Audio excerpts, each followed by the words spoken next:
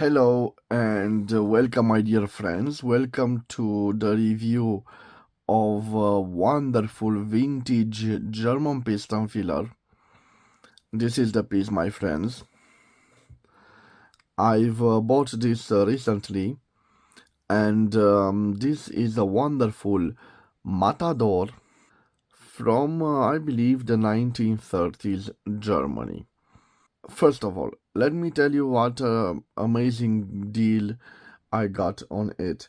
So I paid for this wonderful pen 300 lays, the equivalent of 60.37 euros or 66.04 US dollars.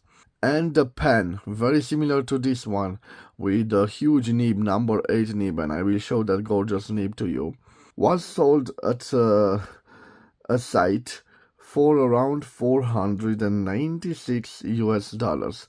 So believe me, guys, I think I've got a very good deal on this particular pen. You will see that it has some little problems with the nib, and I am talking about this wonderful large nib. You will see, guys, that this is a number 8 nib. It is engraved, but it is out of sight. We have a wonderful Matador New York 14 karat 585 gold nib. The only problem with this nib, it has a little bit of problem right on the top, as you can see. So thank God the iridium tipping is not gone, but you can see it has the little tines in this particular shape. I'm not so sure how I can remedy this problem, but believe me, guys, it writes like a dream, so it's not a problem for this pen. First of all, let me compare this wonderful pen with Montblanc, a modern Montblanc from 1983, guys, a 146. So if I put them side by side, they are approximately the same length, a little bit longer the Montblanc, but with 1 millimeter, I believe. And if I measure their barrels, they seem to be the same. So both of them are piston fillers. I will leave the Montblanc over here. But before I will leave the Montblanc over here, let me show you this nib of the Montblanc, which of course is a number 6 nib, in comparison with this nib, which is a number 8 nib. So you can see what a giant nib I have on this Matador.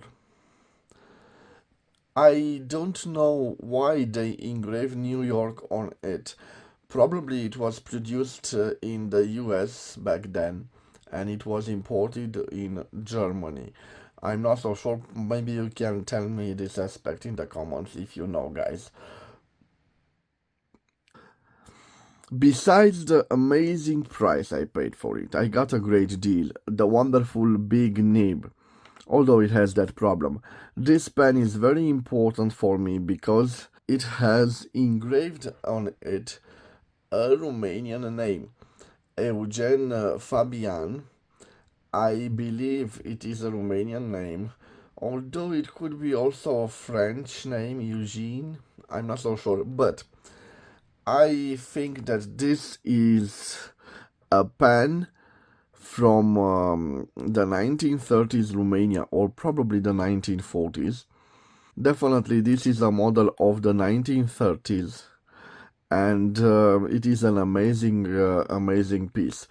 In the last year, I focused collecting some old fountain pens from Romania from the 1930s and the 1940s. Back then, fountain pens were not produced in Romania, so they were imported. And I believe that this was a personalization done for a Romanian person. And let me tell you guys, back then, this was an expensive product. It still is, and it is a wonderful piece.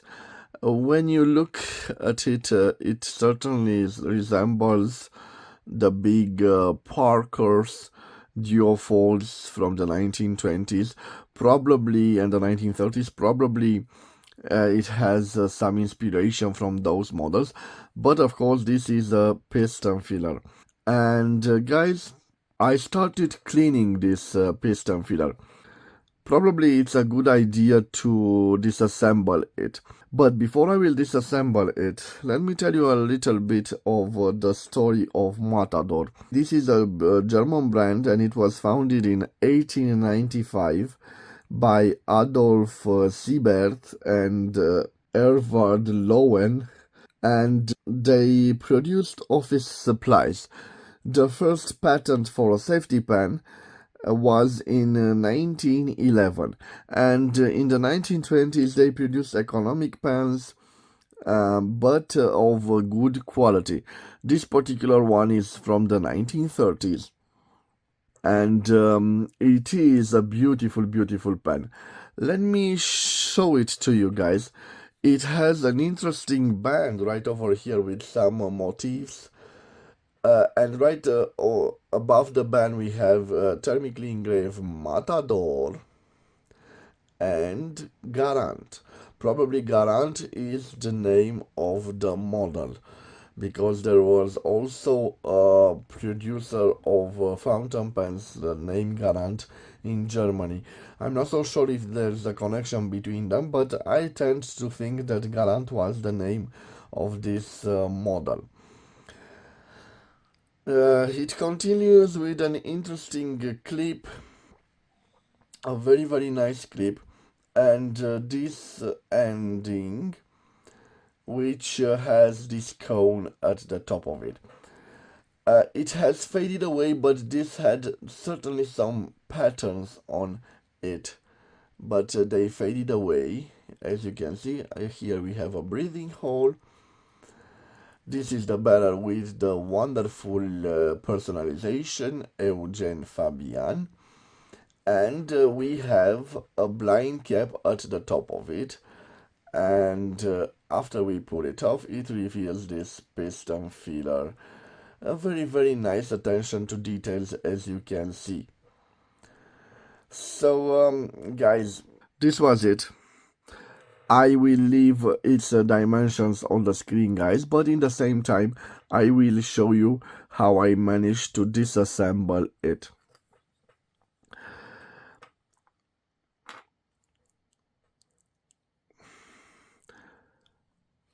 The nib is very let's say easy to remove, but and I hope I can do it by unscrewing it. It doesn't have a unscrewing mechanism like the Pelicans. It's more push and fill. So let me start with the wonderful feeder, which I think it's ebonite, guys, and I was quite puzzled by this simple but efficient design of the feeder. It is a very simple but efficient ebonite feeder. Very nice in my point of view. It certainly does its job. It holds quite a lot of ink. And now let me focus on our beautiful nib. So guys, I hope that I will find a person who can resolve the problem that it has right on the top of it, and I've shown you that problem. But look at this wonderful nib. And I was talking about number 8. Here is the size of the nib, number 8. It is a quite large nib. I've put it on the scale and it has 0.9 grams, so quite a big monster of nib. And what is interesting, guys, about these piston fillers, they are quite easy to service them. So I will show you. Right over here, if you turn the barrel like this, you can reach the piston filler. And of course, I was amazed when I've reached the piston filler, because I've discovered the metallic rod, and it ends with corkscrew. It was quite in a bad condition, but it still draws the ink.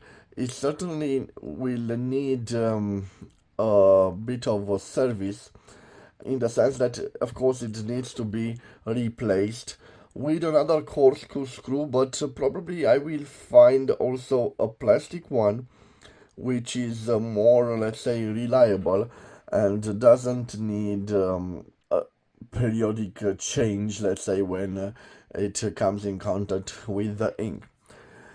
I don't know if you can see, but this part right over here is transparent, and it holds the ink window, and I'm not so sure. Probably yes, I can show you. I'm sorry for this, guys, but I hope you can see. Sorry, I wanted you to see. You can see the transparent window. It has some small micro scratches. I've I've cleaned it with the syringe, quite nice, and the residues of ink have cleaned. So this is the reservoir of ink, guys. And in this lighting, probably you can see also the patterns. The patterns, yes, you can see them right over here, and they were present also on the barrel. They have faded away. This is a pen from the 1930s, my friends. So this is a wonderful, in my point of view, this is a wonderful, wonderful pen. It certainly is a large pen. Well, what I can say, guys, I'm quite amazed of the way it was built, and I'm starting to fall in love with this Matador brand. I certainly have another beautiful, beautiful one over here, and I will leave the link to its review right over here at the top of the screen.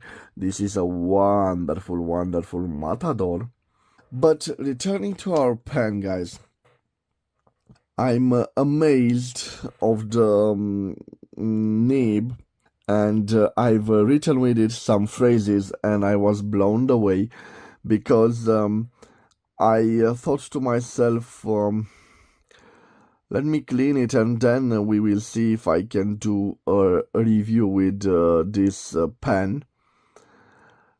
And I've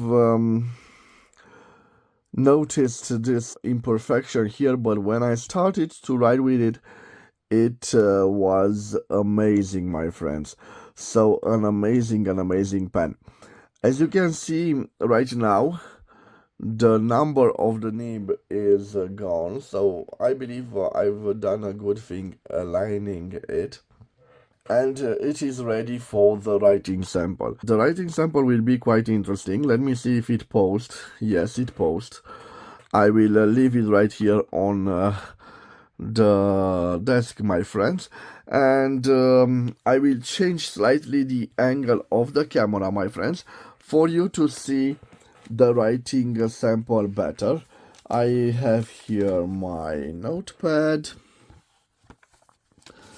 and yes, a new page for this beautiful pen. Let me see. Okay. And what to use for the writing sample? Why not? I think I have a turquoise over here. This is the Faber-Castell turquoise ink, and I will use this ink. But forgive me, my friends, I won't fill it up with ink. I will just dip it in ink.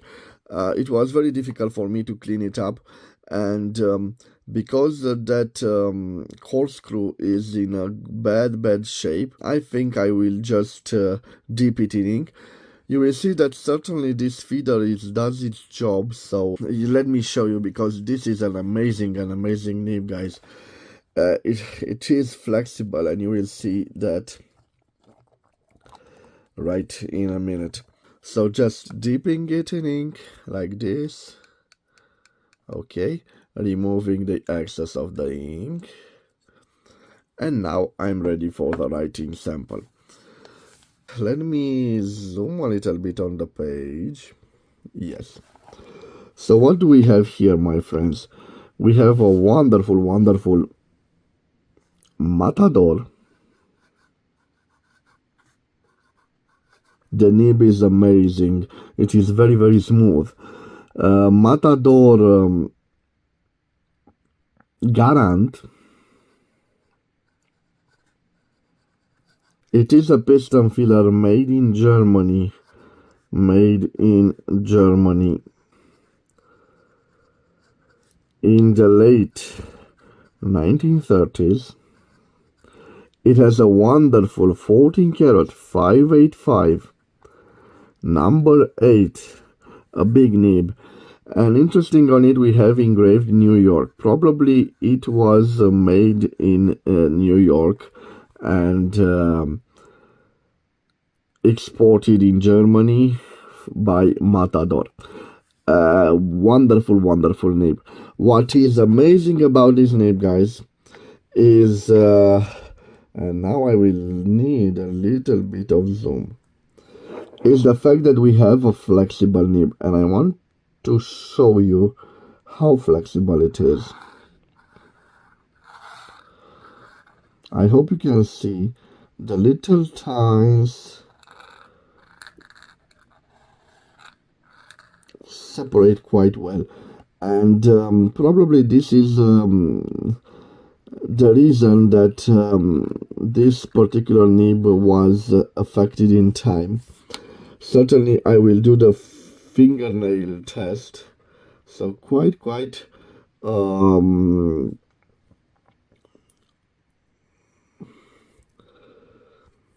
wonderful little spread of the tines. So definitely we have a flexible one. Again, I want to show you. Probably you can observe the flex of it.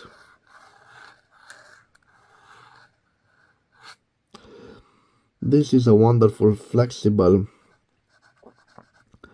gold nib. It is a pretty juicy nib, as you can see. Let me see if we have some line variance. So right over here, I'm not applying pressure. Now I'm starting to apply pressure. So definitely you can see a little bit of a line variance. Little line variance depending on the pressure you put on the nib. Being a juicy nib, it should do the signatures quite well, and you can see it is a very nice signature pen. And I'm quite curious if we can reverse write with this wonderful nib. Reverse writing. Amazing. It doesn't lose the ink flow, and it doesn't scratch. In reverse writing, it writes like an extra fine nib, and in normal writing, I should say normal, I should say it writes like an M. So yes, my friends, it is a wonderful piece. And now let me tell you about the Quick Brown Fox. So let me zoom a little bit. Okay, let the Quick Brown Fox jumps over the lazy dog. As you can see, my friends, it is a wonderful nib. Again, a big nib, but it certainly writes very nice. It is one of those pens that It is large, it's classic, but it delivers that nice feeling of a vintage nib. And again, guys, for the price I paid for it, around 60 euros or 66 US dollars, I think I've done a great deal. It is a big fellow, a big boy. I'm quite proud to have it in my collection, and this was its review. I want to wish you to have a wonderful day, my friends, wherever you are. Thank you for your time. Thank you for watching the review of a wonderful Matador fountain pen.